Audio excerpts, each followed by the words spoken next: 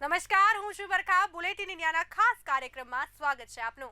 તો ગુજરાતમાં તમામ 26 લોકસભા બેઠક જીતવા માટે ભાજપ રણનીતિ તૈયાર કરી રહ્યું છે.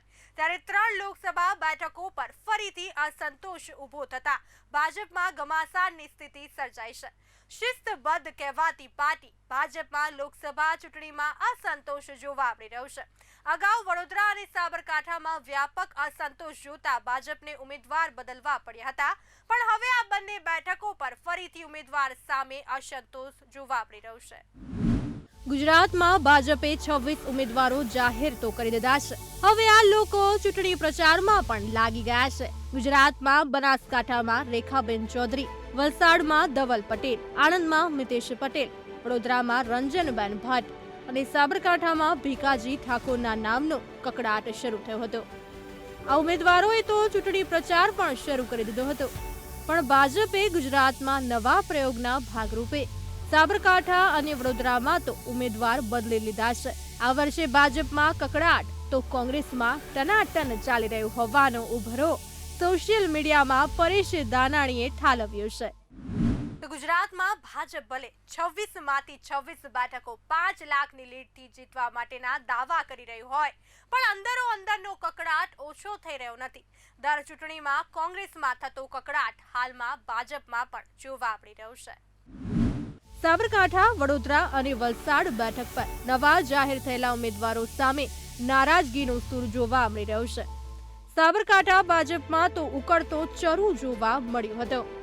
ઉત્તર ગુજરાતની સાબરકાંઠા બેઠક પરથી ભીખાજી ઠાકોરે ઉમેદવારી પરત ખેંચ્યા બાદ ભાજપે શોભનાબેન બારૈયાને ટિકિટ આપી છે, જેને પગલે ભીખાજી ઠાકોરના સમર્થકોમાં રોષ ફેલાયો છે. નવા ઉમેદવારની જાહેરાત પછી જ સોશિયલ મીડિયામાં વોર શરૂ થયું છે. ભીખાજીની ટિકિટ કાપવામાં પ્રફુલ્લ પટેલની મુખ્ય ભૂમિકા હોવાનું ભીખાજીના સમર્થકો માની રહ્યા છે, જેથી પ્રફુલ્લ પટેલ સામે સોશિયલ મીડિયામાં વિરોધ શરૂ થયો છે. કોંગ્રેસમાંથી આવેલા મહેન્દ્રસિંહના પત્નીને ટિકિટ આપી દેતા હવે વિવાદ સપાટી પર આવ્યો છે. જો ભાજપમાંથી ટિકિટ લેવી હોય તો શોર્ટકટ રસ્તો એ છે કે કોંગ્રેસમાંથી ભાજપમાં આવવું. આ લખાણ સોશિયલ મીડિયામાં વાયરલ થયું છે. ભીખાજી ઠાકોરના સમર્થનમાં 2,500થી વધુ કાર્યકરો અને લોકો હિંમતનગર ભાજપ કમલમ ખાતે ધસી આવ્યા હતા અને ઉગ્ર વિરોધ પણ કર્યો હતો. કાર્યકરોએ આરોપ લગાવ્યો છે કે ભાજપે કોંગ્રેસના આયાતી પૂર્વ ધારાસભ્યની પત્નીને ટિકિટ આપી છે. કાર્યકર્તાઓએ ભાજપ પ્રમુખને ઉમેદવાર બદલવા માંગ કરી હતી. ઉમેદવાર ભાજપના કાર્યકર્તા ન હોવા છતાં ટિકિટ આપતા અરવલ્લીમાં ભાજપના કાર્યકરોમાં આક્રોશ જોવા મળ્યો હતો. ભાજપે શિસ્તબદ્ધ પાર્ટી ગણાય છે, એટલે જાહેરમાં બળાપો કાઢનારને ઘર ભેગા થવું પડે છે. વડોદરાના જ્યોતિબેન પંડ્યાએ તાજેતરનું ઉદાહરણ છે. ગુજરાતમાં પરસોત્તમ રૂપાલા અમરેલીના હોવા છતાં પણ ભાજપે રાજકોટથી ટિકિટ આપી છે. પરસોત્તમ રૂપાલાનું નામ જાહેર થયા બાદ રાજકોટમાં સી.આર. પાટીલ અને વિજય રૂપાણી જૂથ વચ્ચે, વાંકાનેરમાં ધારાસભ્ય જીતુ સોમાણી અને સાંસદ મોહન કુંડારિયા જૂથ વચ્ચે પૂરો થઈ ગયો હોય તેવા દ્રશ્યો સામે આવી રહ્યા છે. ભાજપે ચોખ્ખી સૂચના આપી છે કે કોઈપણ ભોગે 5 લાખની લીડથી જીતવાનું છે, પણ રૂપાલાનો બોલકો સ્વભાવ હવે ભાજપને ભારે પડી શકે છે. ક્ષત્રિય સમાજ દ્વારા સમગ્ર ગુજરાત આંદોલન કરવા અંગેની ચીમકી આપવામાં આવી છે. ટીકા ટિપ્પણીઓ કરી અને માફી માંગી લેવી યોગ્ય ન હોવાનું માની ક્ષત્રિય સમાજમાં રોષ વધી શકે છે. વડોદરામાં રંજનબેન ભટ્ટના સ્થાને ડોક્ટર હિમાંગ જોશીને ટિકિટ અપાઈ હતી, જેનો સાવલી પંથકમાં વિરોધ જોવા મળ્યો હતો. સાવલી અને ભાદરવા મત વિસ્તારના કાર્યકરો વોટ્સએપ ગ્રુપમાં વિરોધ કરતા જોવા મળ્યા હતા અને તેમની ચેટ પણ વાયરલ થઈ હતી. વોટ્સએપ ગ્રુપમાં હિમાંગ જોશી સામે કાર્યકરોએ બળાપો ઠાલવ્યો હતો. તો હવે વાત કરીએ તો પોરબંદર લોકસભા માંગે છે લોકલ ઉમેદવાર. ભારતીય જનતા પાર્ટીએ પોરબંદર લોકસભાની સીટ પરથી કેન્દ્રીય આરોગ્ય મંત્રી મનસુખ માંડવિયાને ઉમેદવાર તરીકે જાહેર કર્યા છે. ત્યારે અનેક સ્થળોએ વિરોધના સૂર જોવા મળી રહ્યા છે. સ્થાનિક ઉમેદવારને મત આપવાની માંગ સાથે લાગેલા પોસ્ટરોએ રાજકીય પારો ઊંચે ચડાવી દીધો છે. રાજકોટ જિલ્લાના ઉપલેટામાં લોકસભાના ઉમેદવાર મનસુખ માંડવિયા વિરુદ્ધ પોસ્ટર્સ લાગ્યા હતા.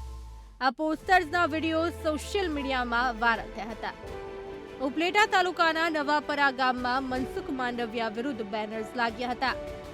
બેનર્સમાં માંડવિયા સાથે લલિત વસોયા પણ છે. આ પોસ્ટર વોરમાં લોકલ ઉમેદવારની માંગ કરાઈ છે. મનસુખ માંડવિયા મૂળ ભાવનગરના છે, જેઓને ભાજપે પોરબંદરથી ટિકિટ આપી છે.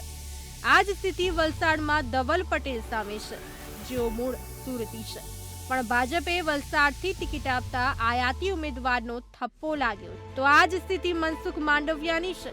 પોસ્ટરમાં આક્ષેપો છે કે આપણું કામ આવતા 5 વર્ષ કોણ કરી શકશે? પોરબંદર લોકસભા માંગે છે લોકલ ઉમેદવાર. પોરબંદર લોકસભામાં નહીં ફાવે આયાતી ઉમેદવાર. માંડવિયા હાલમાં પોરબંદરની ગલીઓ ખૂંદી રહ્યા છે. ભાજપે મનસુખ માંડવિયાની જીત માટે માણાવદરથી લાડાણી અને પોરબંદરથી અર્જુન મોઢવાડિયાનો ખેલ પાડ્યો છે. ત્યારે સ્થાનિક ઉમેદવારની માંગ સાથે લોકોમાં રોષનો જુવાળ ભભૂકતા મનસુખ માંડવિયા પણ એલર્ટ બન્યા છે.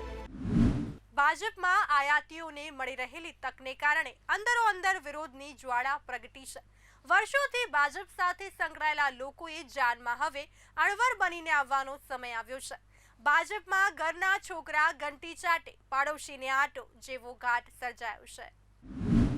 ભાજપની જીતની હેટ્રિકની નાવડીને પાર કરવી હશે તો કોંગ્રેસના મદદ વગર તે શક્ય નથી. તે સ્પષ્ટ દેખાઈ ગયું છે. વિધાનસભાની 182 બેઠક હોય કે પછી લોકસભાની 26 બેઠકો જીતવાનું લક્ષ્યાંક હોય, ભાજપને જીતવા માટે કોંગ્રેસના સહારાની જરૂર છે. આંકડો બતાવે છે કે એક તરફ ભાજપ કોંગ્રેસ મુક્ત ભારત કરાવવા દોડ લગાવે છે, તો બીજી તરફ કોંગ્રેસ યુક્ત ભાજપ બનાવી રહી છે. ભાજપમાં પક્ષ પલટુ નેતાઓની હારમાળા સર્જાય છે. આ વચ્ચે હવે લોકસભા અને વિધાનસભાની પેટા ચૂંટણી જીતવા માટે ભાજપને કોંગ્રેસના સહારાની જરૂર પડે છે. ભાજપના કાર્યકર્તાઓનું નસીબ એવું વાંકું છે કે જૂના જોગીઓ ઘરે બેસશે અને કાર્યકર્તાઓ આયાતી ઉમેદવારો માટે પ્રચાર કરશે. ગુજરાતમાં લોકસભામાં ભાજપના 27% જેટલા ઉમેદવારો મૂળ કોંગ્રેસ પરિવારના છે, જે બતાવે છે કે લોકસભાની ચૂંટણીમાં ભાજપ વર્સિસ કોંગ્રેસનો જંગ નહીં, પરંતુ કોંગ્રેસ વર્સિસ કોંગ્રેસનો જંગ થવાનો છે. તો લોકસભાની ચૂંટણી ટાણે જ પક્ષ પલટો કરી ભાજપનો ખેસ પહેરનારા નેતાને ટિકિટ મળતા પક્ષના જ કાર્યકર્તાઓની નારાજગી જોવા મળી રહી છે. કોંગ્રેસનો હાથ છોડીને ભાજપમાં કેસરિયા કરનાર ડોક્ટર CJ ચાવડાને ટિકિટ આપવામાં આવી છે. ચાવડાને ભાજપ દ્વારા ટિકિટ આપ્યા બાદ પક્ષમાં જ ભડકો જોવા મળી રહ્યો છે. મહેસાણાના વિજાપુરમાં ભાજપમાં વિરોધ જોવા મળ્યો છે. વિજાપુરમાં પેટા ચૂંટણી યોજવાની છે, ત્યારે CJ ચાવડાને ભાજપમાંથી ટિકિટ મળતા કાર્યકર્તાઓમાં નારાજગી જોવા મળી છે. કુકરવાડાના પૂર્વ જિલ્લા પંચાયત આરોગ્ય સમિતિના પૂર્વ ચેરમેન અને પૂર્વ તાલુકા પંચાયત પ્રમુખે રાજીનામું આપ્યું છે. કુકરવાડાના ગોવિંદભાઈ પટેલે વિજાપુર તાલુકા ભાજપ પ્રમુખને રાજીનામું આપ્યું છે. પાર્ટીના કાર્યકર્તાઓને પણ ટિકિટ ન આપતા અને કોંગ્રેસમાંથી આવેલાને ટિકિટ આપતા તેઓએ નારાજગી વ્યક્ત કરી હતી. હજુ પણ રાજીનામા પડે તેવી સંભાવના છે. રાજીનામું તો એટલા માટે આપું છું કે ભારતીય જનતા પાર્ટીની અંદર કેટલાય સમર્પિત અને સંનિષ્ઠ કાર્યકર્તાઓ છે, પણ એની અવગણના કરી અને આયાથી કોઈ કાર્યકર્તાને અથવા કોઈ પાર્ટીમાંથી આવ્યા હોય અને એમને જ્યારે ટિકિટ આપી દેવામાં આવે ત્યારે સંનિષ્ઠ કાર્યકર્તાના ભવિષ્યનું શું? અને એ નાતે હું પણ છેલ્લા 1970-71થી ડૉક્ટર DC પટેલ જ્યારે ચૂંટણી રહ્યા ત્યારે એના ઇન્ચાર્જ તરીકે મેં ડૉક્ટર સાહેબ, JP સાહેબ, આત્માનંદ કાકા, કાંતિભાઈ, આમ સતત બધાના ઇન્ચાર્જ તરીકે મેં ખૂબ પાર્ટીની સેવા કરી. છતાંય પાર્ટીએ, હું પણ છેલ્લા 1995થી ટિકિટ માગું છું, પણ પાર્ટીએ મારું એજ્યુકેશન, મારી મહેનત, મારો પરિશ્રમ, પાર્ટી માટેનું સમર્પણ, અને એ પણ તમને કહું, આજ સુધી મેં ક્યાંય પણ 1 રૂપિયાનું કરપ્શન નથી કર્યું. તમે આખા વિજાપુર તાલુકા નહીં, આખા મહેસાણા જિલ્લાની અંદર પૂછી શકો. જેમ નરેન્દ્રભાઈ માટે આખા ભારતની અંદર એક સાપ છે ને, એવી વિજાપુર તાલુકાની અંદર મારી પણ અહીંયા એવી પ્રકારની સાપ છે કે ભાઈ આ વ્યક્તિ ક્યારે એક પણ પ્રકારનો 1 રૂપિયાનો ભ્રષ્ટાચાર ના કરે એવો પ્રમાણિક વ્યક્તિ છે, અને મેં હંમેશા દોડાદોડ કરીને કામ કર્યું. 182 સભ્યોવાળી ગુજરાત વિધાનસભાની 2022માં ચૂંટણી યોજાઈ હતી. તે સમયે ભાજપે રેકોર્ડ જીત મેળવતા 156 બેઠકો પર જીત મેળવી હતી, ત્યારે કોંગ્રેસને 17, આમ આદમી પાર્ટીને 5, અપક્ષના 3 અને સમાજવાદી પાર્ટીને 1 બેઠક પર જીત મળી હતી. વિધાનસભા ચૂંટણીના પરિણામો બાદ અત્યાર સુધીમાં 6 ધારાસભ્યો રાજીનામા આપી ચૂક્યા છે. ત્યારબાદ ગુજરાત વિધાનસભાની હાલની સ્થિતિ ભાજપના 156, કોંગ્રેસના 13, આમ આદમી પાર્ટી 4, અપક્ષ 2 અને સપાના 1 ધારાસભ્ય છે, જે લઈને આ ખાલી પડેલી 6 વિધાનસભા બેઠકો માટે લોકસભા ચૂંટણીની સાથે જ પેટા ચૂંટણી યોજાશે. ત્યારે આ બેઠકો પોતાના નામે કરવા રાજકીય પક્ષોએ કમર કસવી પડે તેમ છે. તો ભારતીય જનતા પાર્ટીમાં અઢી દશકમાં પહેલી વખત પક્ષે જાહેર કરાયેલા લોકસભા માટેના ઉમેદવારો બદલવાની ફરજ પડ્યા પછી ઠેર ઠેર અસંતોષનો જ્વાળામુખી ફાટી નીકળ્યો છે. ત્યારે લોકસભાની ચૂંટણીમાં વિરોધ પરિણામ પર કેટલી અસર કરશે તે જોવું રહ્યું.